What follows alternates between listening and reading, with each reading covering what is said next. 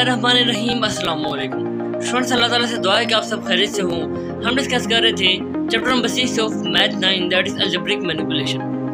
Finally इस lecture में हम एक्सरसाइज 6.1 को स्टार्ट करने जा रहे हैं और आज की लेक्चर में हम एक्सरसाइज 6.1 के फर्स्ट 2 क्वेश्चंस को सोल्व करेंगे। आइए स्टार्ट करते हैं। Students, this is question number 1 of exercise 6.1।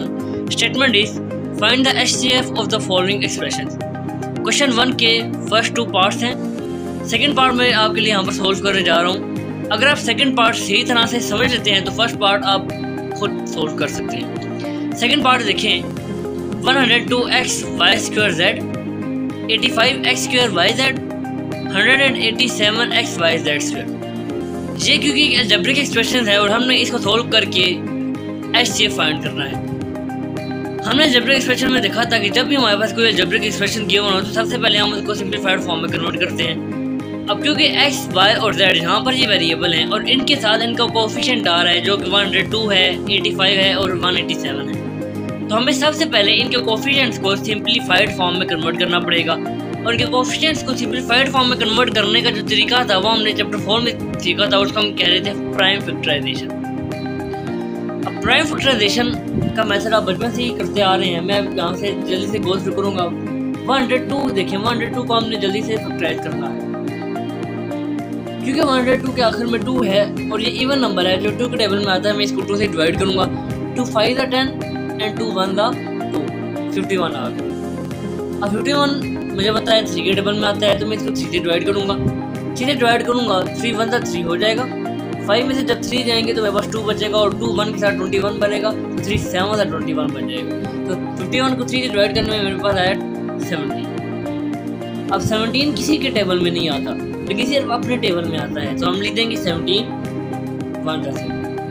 तो यानी अगर 102 के फैक्टर्स बनाए जाएँ तो हमें मालूम पड़ गया कि 102 के 2 3 एंड 17 फैक्टर है, यानी 2 मल्टीप्लाई बाई 3 मल्टीप्लाई बाई 17। इन तीनों को अगर आपस में मल्टीप्लाई कर दिया जाए तब 102 आ जाएगा। तो हम 102 की जगह 2 मल्टीप्लाई बाई 3 मल्टीप्लाई बाई 17 लिख देंगे। उसके बाद मेरे पास 102 के साथ x है, y स्क्वायर है, तो y स्क्वायर को भी मैं y मल्टीप्लाई बाई y की फॉर्म में कुछ इस तरह से करके लिखूँगा। 102 की जगह मैंने 2 मल्टीप्लाई बाई 3 मल्टीप्लाई बाई 17 लिखा। x एज इट इज आया क्योंकि y का स्क्वायर था तो y को मैंने 2 दफ़ा मल्टीप्लाई कर दिया। जब ये मल्टीप्लाई होंगी तो पावर ऐड होके y का स्क्वायर ही बन जाएगा। क्योंकि हमने इनको सिंपलीफाइड फॉर्म में कन्वर्ट करना है, दैट्स व्हाई मैंने स्टेप लिया। अब 85 नेक्स्ट एक्सप्रेशन हमारे पास 85x स्क्वायर y z है। 85 के एंड पे 5 आ रहा है। हम जानते हैं कि जिस नंबर के एंड में 0 या 5 है वो डायरेक्ट 5 के टेबल में आता है, तो 85 5 के टेबल में आता है। तो 85 को 5 से डिवाइड किया जाए तो 5 17 का 85 आता है। तो 85 की जगह हम लिख देंगे 5 मल्टीप्लाई बाई 17। एक्स स्क्वायर को अगेन मैं x multiply by x break करके लिख रहा हूँ और y z as it is आ जाएगा। 187 को भी मैं ब्रेक करके लिख सकता हूँ कि 11 17 द 187। तो 187 की जगह मैं लिख दूंगा 11 multiply by 17 x y as it is that का स्क्वायर है, तो दैट स्क्वायर को मैं खोल के लिख दूंगा दैट मल्टीप्लाई बाई दैट। अब ये इन तीनों एक्सप्रेशन को हमने सिंपलीफाइड फॉर्म में कन्वर्ट कर दिया। अब हमने इनका एचसीएफ फाइंड करना है। एचसीएफ क्या था? Highest common factor.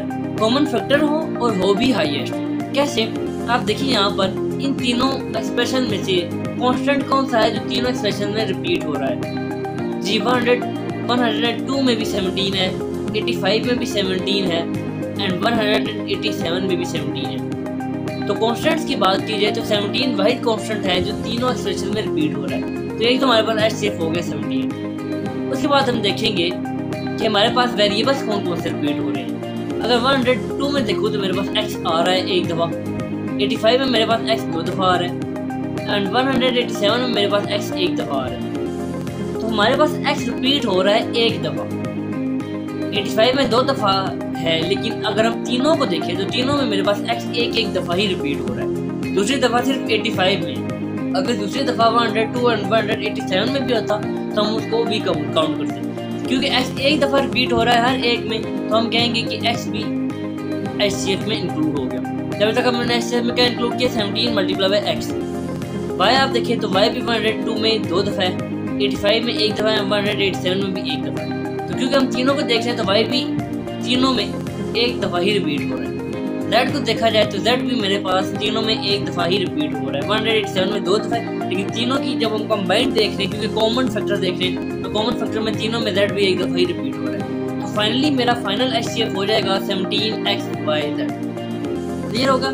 ये मेरा कॉमन फैक्टर नहीं बल्कि ये मेरा हाईएस्ट कॉमन फैक्टर है। हाईएस्ट कॉमन फैक्टर से मुराद कि तीनों जो कॉमन फैक्टर थे उनमें से जो हाईएस्ट थे, यानी जो हाईएस्ट कॉमन आ रहे थे। क्लियर होगी बात? ये हमारा आंसर आ गया। आइए मूव करते हैं नेक्स्ट क्वेश्चन की तरफ। Student, this is question number 2 of exercise 6.1। Statement is find the HCF of the following expression by factorisation. अब हमने फैक्टराइजेशन की हेल्प लेते हुए तीनों एक्सप्रेशन को पहले सिंप्लीफाइड फॉर्म में कन्वर्ट करना है, उनके बाद इनमें से जो हाईएस्ट कॉमन फैक्टर होगा उसको लिखना है। तो पहला फैक्टर देखिए x³ - 27, क्यूब का वर्ड और मिड में माइनस का साइन, ये मुझे हिंट दे रहा है कि मैंने कौन सा फार्मूला यूज करना है। जी एग्जैक्टली, हमने चैप्टर 4 में बहुत से फार्मूला पढ़े थे, उनमें से एक फार्मूला सोप वाला फार्मूला था। मैं इसको सोप क्यों बोल रहा हूँ या वहाँ पर जाकर ही देखिए, x³ - 27 गिवन है। फार्मूला रिकॉल करें, फार्मूला क्या था, a³ - b³। a³ - b³ is equal to a - b into a² plus ab plus b²। ये है वो फार्मूला। तो यहाँ पर a³ - b³ है, यानी दोनों टर्म्स का क्यूब और मिड में नेगेटिव का साइन आ जाए। तो पहले टर्म का तो x³ हमें गिवन है 27, क्या किसी का क्यूब बनता है? जी, क्या किसी का क्यूब बनता है? इससे मुराद ये है कि किस एक नंबर को 3 दफ़ा मल्टीप्लाई किया जाए तो 27 आ जाए। जी, 3 का क्यूब, यानी 3 को अगर 3 दफ़ा मल्टीप्लाई किया जाए, 3 का क्यूब लिया जाए तो मेरे पास 27 आता है। तो मैं 27 को लिख सकता हूँ कि 27 3 का क्यूब है। अब देख रहे हैं आप दोनों का क्यूब और मिड में नेगेटिव का साइन, तो अब वो फार्मूला खुल जाएगा। फार्मूला क्या था, a - b। अब मैं फार्मूला के ऊपर फॉर्म कर रहा हूँ, a - b। तो a यहाँ पर x है और b यहाँ पर 3 है, तो a - b की जगह हो जाएगा x - 3। उसके बाद क्या है फार्मूला, जरा देखिए, a का स्क्वायर x है तो x का स्क्वायर हो जाएगा, प्लस ab है, प्लस ab मल्टीप्लाई हो रहे हैं तो यहाँ पर ax है और b 3 है, तो 3 × x 3x हो जाएगा, प्लस b का स्क्वायर, b मेरे पास 3 है तो 3 का स्क्वायर हो जाएगा 9। अब ये ज़्यादा सोल्व होता नहीं है, तो यही मेरे पास इस फार्मूला की, इस एक्सप्रेशन की सिंपलीफाइड फॉर्म हुआ। क्लियर होगी? अब नेक्स्ट एक्सप्रेशन देखिए, x² + 6x - 27। क्योंकि ये एक क्वाड्रेटिक इक्वेशन है, क्वाड्रेटिक इक्वेशन से ऐसी मुराद ऐसी इक्वेशन होती है जिसमें वेरिएबल की पावर 2 से स्टार्ट होती 0 तक जाए। तो क्योंकि ये क्वाड्रेटिक इक्वेशन और क्वाड्रेटिक इक्वेशन को हमने चैप्टर 5 में सॉल्व करना सीख लिया था, और उस मेथड को हमने बोला था मिड टर्म ब्रेक, यानी हम मिडिल टर्म को ब्रेक करते थे और फिर हम उसको सिंपलीफाइड फॉर्म में कन्वर्ट कर देते थे। तो x² + 6x - 27 क्या होगी इसकी मिड टर्म ब्रेक? जी, पहले तो आपको मिड टर्म ब्रेक का कॉन्सेप्ट आना चाहिए कि मिड टर्म ब्रेक होती कैसे थी। मिड टर्म यानी मिडिल टर्म 6x को ब्रेक करना है। ब्रेक इस तरह करना है कि ऐसे दो नंबर में 6x को ब्रेक करना है कि जब उनको मल्टीप्लाई किया जाए तो मेरे पास फर्स्ट और थर्ड टर्म का प्रोडक्ट आ जाए, और जब उनको ऐड या सब्ट्रैक्ट किया जाए तो मेरे पास 6x ही वापस आ जाए।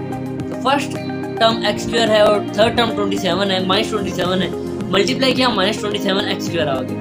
तो 6x को ऐसी दो टर्म में ब्रेक करना पड़ेगा जिनको मल्टीप्लाई किया जाए तो -27x² आए, और जिनको ऐड या सब्ट्रैक्ट किया जाए तो मेरे पास 6x ही आए। क्या होंगी वो टर्म? जी, अगर आप सोचें तो 3 के टेबल में भी 27 आता है। कितना आता है? 3 9 है 27, और 9 में से 3 माइनस करें तो क्या 6x बचता है? जी, द आंसर इज बचता है। तो इसका मतलब हम x² को 6x को 9x और 3x में ब्रेक कर सकते हैं कुछ इस तरह से। अब यहाँ पर आपने एक बात याद रखनी है, आपने 9x के साथ प्लस का साइन और 3x के साथ माइनस का साइन लगाना है। उसकी क्या रीज़न है? उसकी रीज़न ये है कि क्वेश्चन में 6x के साथ पॉजिटिव का साइन है, और 6x के साथ पॉजिटिव का साइन तब ही आ सकता है जब ग्रेटर वैल्यू के साथ पॉजिटिव का साइन हो। तो दैट्स व्हाई मैंने 9x ग्रेटर के साथ पॉजिटिव का साइन लगाया, तो 9 - 3 6x पॉजिटिव में आ जाएगा, और मल्टीप्लाई करने से -27x² ही आ रहा है। जब हम मिड टर्म ब्रेक कर लेते थे उसके बाद हमारे पास 4 टर्म्स आ जाती थी, तो हम पहले 2 टर्म में से कॉमन लेते थे और लास्ट 2 टर्म में से कॉमन लेते थे। पहले में से आप देखिए x कॉमन आ रहा है, x कॉमन लिया तो मेरे पास अंडर ब्रैकेट बच जाएगा x + 9। लास्ट टू टर्म में से देखिए माइनस दोनों में है तो माइनस भी कॉमन आ रहा है और 3 भी कॉमन आ रहा है। 3 कॉमन आएगा तो 3 1 था, 3 x के साथ 1 बच जाएगा और 3 9 था 27, तो 27 की जगह 9 आ जाएगा कुछ इस तरह से। और हमने कॉमन इस तरह लेना होता था कि अंडर ब्रैकेट में बस टर्म्स जो है वो सेम ही बचे। जैसे यहाँ पर आप देख रहे हैं x+9 सेम ही बच रहा है। तो x+9 अब क्योंकि 2 दफ़ा रिपीट हो रहा है इसको एक दफ़ा लिख देंगे और x और -3 ये 2 ब्रैकेट के बाहर हैं, इनको भी हम ब्रैकेट में लिख देंगे और ये मेरे पास x² + 6x - 27 की सिंपलीफाइड फॉर्म आ गई। इससे ज़्यादा सिंपलीफाई नहीं होता। आज जाते हैं हम थर्ड एक्सप्रेशन में 2x² - 18। सिंपल है, हमने सीखा था चैप्टर 4 में कि जब भी कोई अलजेब्रिक एक्सप्रेशन गिवन हो तो आपने देखना है कि क्या इसमें से कुछ कॉमन आता है। पहला स्टेप हमारा यही होता था कि हमने कुछ कॉमन लेना होता था। तो साफ नज़र आ रहा है क्योंकि 2 और 18 दोनों एक ही टेबल में आते हैं और वो टेबल 2 का है तो मैं 2 कॉमन लूँगा। 2 कॉमन लूँगा तो x² के साथ जब 2 कॉमन बाहर चला गया तो x² बच गया और 18 2 के टेबल में 9 था आता है तो 2 कॉमन लेने से मेरे पास 18 की जगह 9 बच गया। अब दो टर्म्स का स्क्वायर और मिड में नेगेटिव का साइन है। फॉर्मूला जरा देखिए आपके सामने है x² ji a² - b² = a + b × a - b। अगर दो स्क्वायर मिड में माइनस का साइन हो तो एक दफ़ा प्लस एक दफ़ा माइनस आ जाएगा। तो दो स्क्वायर बनाने पड़ेंगे। 9 3 का स्क्वायर है तो x² - 3 का स्क्वायर हो जाएगा कुछ इस तरह से। अब एक दफ़ा प्लस एक दफ़ा माइनस तो एक दफ़ा x + 3 आ जाएगा, एक दफ़ा x - 3 आ जाएगा। ये होगी इसकी सिंपलीफाइड फॉर्म। अब हमने HCF देखना है कि HCF क्या आ रहा है, तीनों में क्या चीज़ कॉमन आ रही है।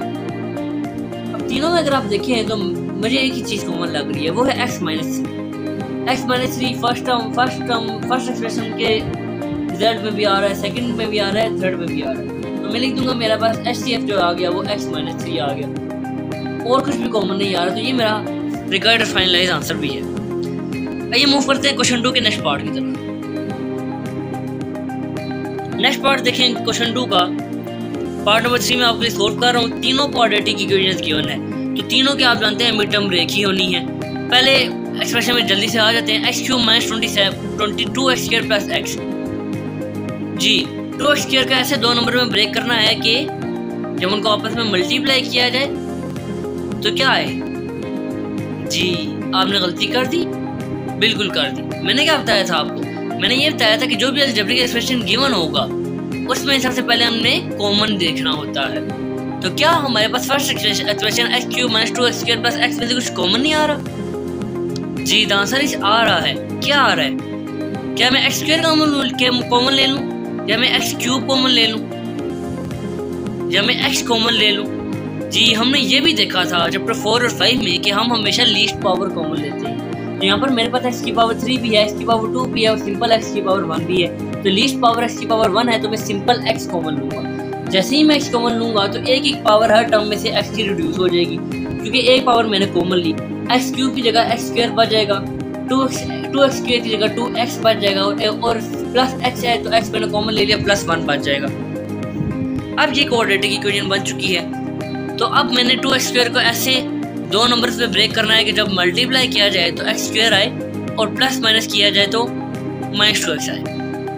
कौन से नंबर हो सकते हैं? जी 1 + 1 क्या होता है? 2 होता है। तो x + x क्या होगा? 2x होगा। ये मैंने इसको ब्रेक कर दिया। क्लियर होगी बात। मैंने -x और -x में ब्रेक किया, माइनस माइनस हो जाएंगे प्लस, x के साथ हो जाएगा प्लस तो 2x आ जाएगा और क्योंकि दोनों टर्म के साथ माइनस का साइन है तो इसलिए -2x आएगा। यही वजह मैं इनको +x भी कर सकता था लेकिन क्योंकि 2x के साथ माइनस का साइन है इसलिए मैंने इनको -x किया। ऐड होकर 2x आ जाएंगे और at the end of the day negative का साइन आएगा और मल्टीप्लाई किया तो माइनस माइनस प्लस हो जाएगा। x से मल्टीप्लाई होकर x का स्क्वायर ही आ जाएगा। फर्स्ट टू टर्म में से कॉमन लेंगे तो x कॉमन आ रहा है, लीस्ट पावर अगेन कॉमन आएगी x² - x में से तो x² की जगह x बच जाएगा और x बाहर गया तो x - 1 बच जाएगा। अब सेकंड टू टर्म्स -x + 1 में से भी मुझे ऐसे ही कॉमन लेना है कि अंडर ब्रैकेट x - 1 ही बचे क्योंकि 1 के साथ प्लस का साइन है तो 1 को माइनस बनाने के लिए मुझे माइनस भी कॉमन लेना पड़ेगा। माइनस भी कॉमन लिया तो x हो जाएगा प्लस और 1 हो जाएगा माइनस। इस तरह से पहली दो टर्म में से मैंने x कॉमन लिया और अगली दो टर्म में से मैंने -1 कॉमन लिया। अब आप देख रहे हैं अंडर ब्रैकेट मेरे पास x माइनस 1 2 दफ़ा रिपीट हो रहा है, इसको एक दफ़ा लिख देंगे, और x और -1 अगेन ब्रैकेट के बाद ये दो टर्म्स लिखे मैंने, इनको भी ब्रैकेट में लिख देंगे इस तरह से। और वो जो x हमने बहुत पहले कॉमन लिया था वो एज इट इज आ जाएगा, और ये इससे ज़्यादा सिंपलीफाइड नहीं होता, तो यही हमारा सिंपलीफाइड एक्सप्रेशन है इसका। नेक्स्ट देखें, इस दफ़ा हमारे पास 2x आ गया प्लस में x square plus 2x minus 3, कुछ कॉमन नहीं आ रहा, ऑलरेडी क्वाड्रेटिक इक्वेशन है। तो यहाँ से अब मुझे 2x को ऐसे दो नंबर्स में ब्रेक करना है कि जब उनको आपस में मल्टीप्लाई किया जाए तो क्या आए, 3x स्क्वायर आए, और जब उनको ऐड या सब्ट्रैक्ट किया जाए तो 2x आए। जी क्या होगा, जब मल्टीप्लाई किया जाए तो 3x आए। Point to be noted, 3x कैसे आ सकता है जबकि हमारे पास 2x गिवन है। जी 3x इस तरह आएगा कि अगर मैं 2x को ब्रेक कर दूं 3x माइनस x में, जब 3x में से माइनस x एक x माइनस होगा तो मेरे पास 2x ही बच जाएगा। क्लियर होगी बात। और 3x को जब मैं x से मल्टीप्लाई करूंगा तो 3x स्क्वायर ही आ जाएगा, और यही तो मुझे चाहिए। क्लियर हो गया। अब देखिए 3x माइनस x 2x आ जाएगा, और 3x x से मल्टीप्लाई होकर प्लस माइनस माइनस 3x का स्क्वायर ही आ जाएगा। अब x स्क्वायर प्लस 3x में से कॉमन होगा और माइनस x माइनस 3 में से कॉमन होगा। x स्क्वायर प्लस 3x में से एक x स्क्वायर है और एक x है, तो x की लीस्ट पावर कॉमन आ जाएगी। मेरे पास अंडर ब्रैकेट बच जाएगा x plus 3। Minus x minus 3 में से मेरे पास सिर्फ माइनस ही कॉमन आ रहा है, क्योंकि दोनों के साथ माइनस है तो मैंने -1 कॉमन ले लिया। अंडर ब्रैकेट मेरे पास x प्लस 3 दो दफ़ा आ रहा है, इसको एक दफ़ा लिखूंगा। x माइनस 1 ब्रैकेट के बाहर है, इनको भी ब्रैकेट में लिखूंगा, जिससे ज़्यादा मेरी सिंप्लीफाइड नहीं होता। थर्ड एक्सप्रेशन देखिए, ये भी एक क्वाड्रेटिक इक्वेशन है, x square plus 3x minus 4। क्या होगी मिड टर्म ब्रेक, तो 3x को ऐसे दो नंबरों में ब्रेक करना है कि मल्टीप्लाई करने से 4 माइनस 4x स्क्वायर है। जी अब आप समझ गए, जैसे हमने 2x को सेकंड एक्सप्रेशन में ब्रेक किया था बिल्कुल वैसे ही होगा। अब आप मुझे बताएंगे मैं इसको किस तरह ब्रेक करूं। जी आप समझ गए, बिल्कुल 4x माइनस x करेंगे तो 3x आ जाएगा, और 4x में से 4x को x से मल्टीप्लाई करेंगे माइनस 4x स्क्वायर ही आ जाएगा। अगेन पहली दो टर्म में से x कॉमन आता है, x प्लस 4 बच जाएगा, और अगली दो टर्म में से -1 कॉमन आता है। सेम वही प्रोसीजर जा रहा है, x प्लस 4 दो दफ़ा है, एक दफ़ा आ जाएगा, और x माइनस 1 ब्रैकेट के बाहर है, इसको ब्रैकेट में लिख देंगे। ये भी इससे ज़्यादा मज़ीद सिंपलीफाई नहीं होता। तो तीनों टर्म्स को हमने सिंपलीफाई कर दिया। आप देखते हैं इन तीनों में से कॉमन क्या आ रहा है। जी अब देखें हर एक टर्म में हर एक एक्सप्रेशन में एक ही टर्म रिपीट हो रही है, और वो है x माइनस 1, तो मेरा HCF भी हो जाएगा x माइनस 1। क्लियर होगी बात। ये हमारा रिक्वायर्ड आंसर भी है। आइए मूव करते हैं इसके नेक्स्ट पार्ट की तरफ। Student this is part number 5 of question number 2। थोड़ा सा ट्रिकी लग रहा है क्योंकि हमें पहले से कुछ चीज़ कॉमन दिखाई गई है, तो हम इसको सोल्व करेंगे। ट्रिकी नहीं है, थोड़ा सा सोचने की ज़रूरत है यहाँ पर। अब क्योंकि 36 गिवन है, 36 पहले एक्सप्रेशन में कॉमन लिया हुआ है, तो 36 कोफिशिएंट हुआ हो, क्योंकि हर टर्म से मल्टीप्लाई होकर कोफिशिएंट बन जाएगा। 36 एक कोफिशिएंट है, मैं इसको यहाँ पर भी कांस्टेंट बोल रहा हूँ। तो 36 कांस्टेंट एक नंबर है, न्यूमेरिक वैल्यू है। इस न्यूमेरिक वैल्यू को भी हमने सिंपलीफाइड फॉर्म में कन्वर्ट करना होता है। तो 36 को मैं लिख सकता हूँ सिंपल। अगर मैं 36 को कहूँ तो आप जानते हैं 4 9 36 होता है, तो 36 की जगह मैं लिख दूंगा 4 मल्टीप्लाई बाय 9। अब अंदर जो कॉमन है 3x raise to the power 4 plus 5x raise to the power 3 minus 2x raise to the power 2।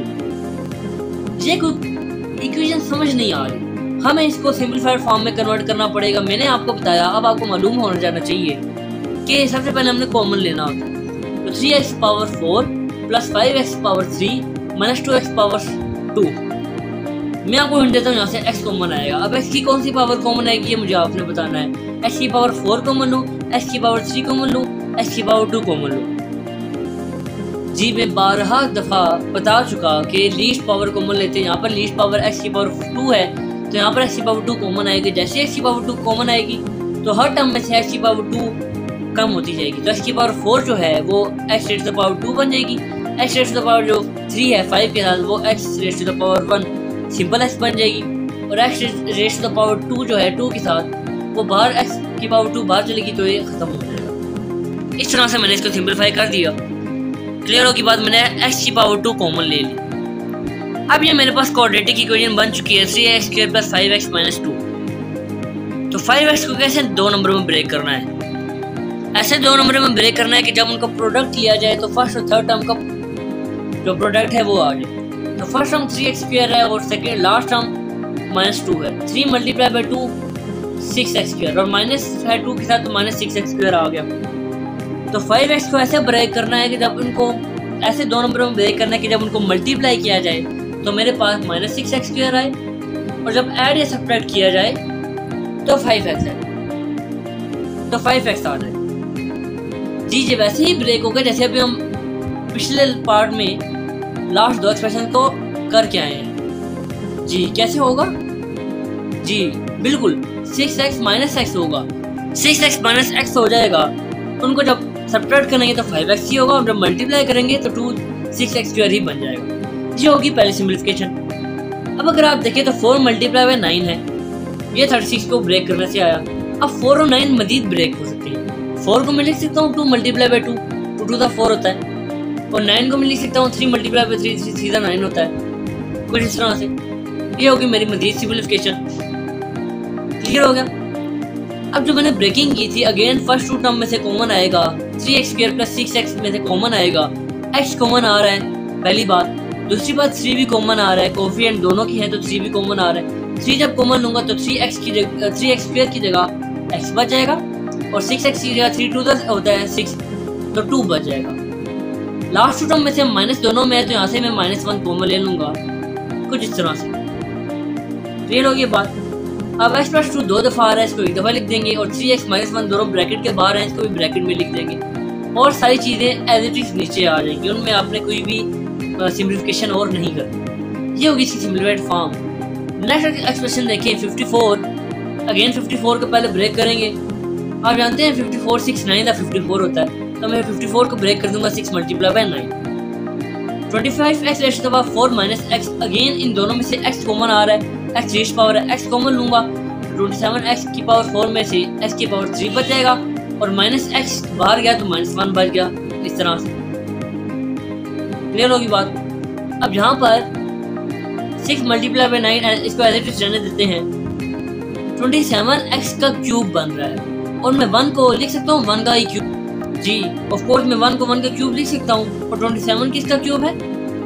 3 का क्यूब है। तो मैंने यहाँ पर इसको सिंप्लीफाइड फॉर्म में इस तरह लिख दिया मैंने 3x का क्यूब - 1 का क्यूब। अगेन ये वही फार्मूला बन रहा है, दो नंबर्स का क्यूब, मिड में नेगेटिव का साइन, 100 वाला फार्मूला। तो क्या हो जाएगा? फार्मूला आपके सामने है a - b। अच्छा उससे पहले 6 × 9 क्या ये मजीद ब्रेक होता है? ऑफ कोर्स होता है। 6 को मैं लिख सकता हूँ 2 × 3, 2 3 6 और 9 को 3 सीधा 9 लिख सकता हूँ। अब आज फार्मूला को खोलते हैं। a - b है तो a 3x और b 1 है तो 3x - 1 हो गया इंटू a का स्क्वायर यानी 3x का स्क्वायर 9x² हो जाएगा प्लस ab मल्टीप्लाई हो रहा है 3x × 1 3x ही आ जाएगा प्लस b का स्क्वायर प्लस 1 का स्क्वायर 1 ही आ जाएगा। ये ज़्यादा मजीद सिंप्लीफाइड नहीं होता, ये मेरे पास की सिंप्लीफाइड फॉर्म आ गई।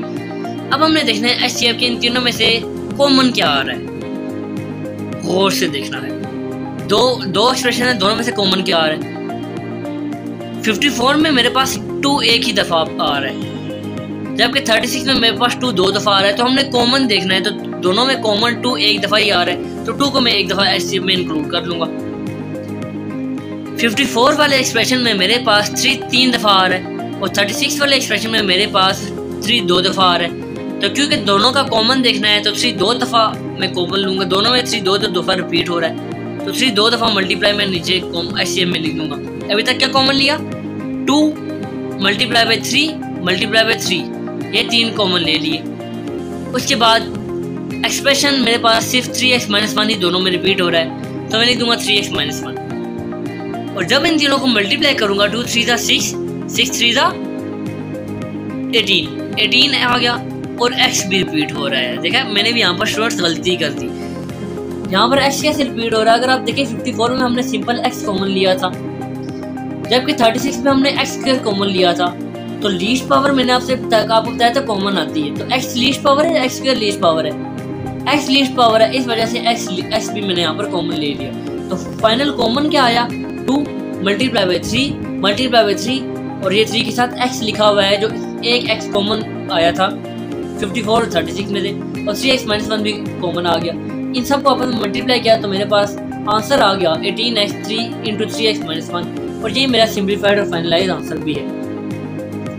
कुछ पार्ट्स मैंने क्वेश्चन 1 के भी और क्वेश्चन 2 के भी आपके लिए एज होमवर्क छोड़े हैं। याद रखिएगा, self done is well done. Thank you and अल्लाह हाफिज़।